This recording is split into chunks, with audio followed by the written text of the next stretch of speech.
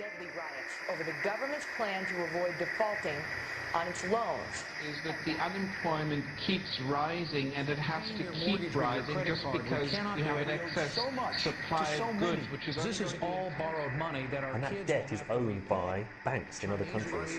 Spilling over lives. Including right here at home. In the form of a convenient personal loan.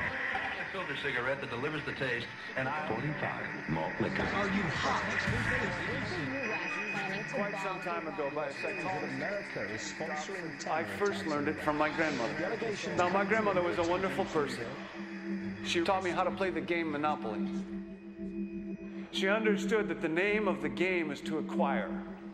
She would accumulate everything she could, and eventually she became the master of the board. And then she would always say the same thing to me. She'd look at me and she'd say, "One day, you'll learn to play the game."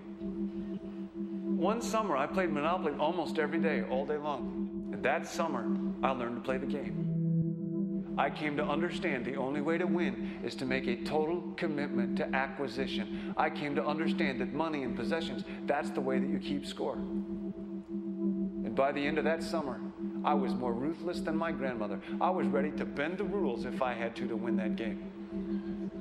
And I sat down with her to play that fall.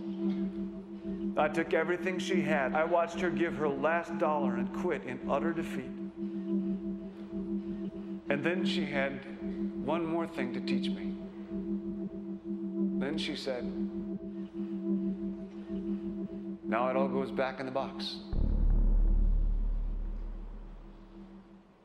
All those houses and hotels, all the railroads and utility companies, all that property and all that wonderful money.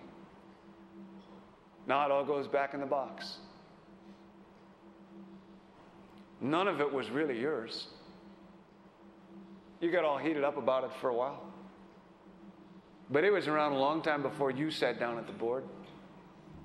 And it will be here after you're gone. Players come and players go.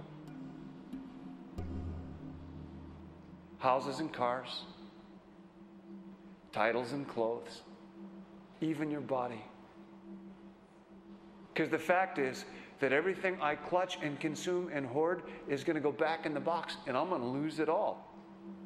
You have to ask yourself, when you finally get the ultimate promotion, when you've made the ultimate purchase, when you buy the ultimate home, when you have stored up financial security and climbed the ladder of success to the highest rung you can possibly climb it, and the thrill wears off, and it will wear off,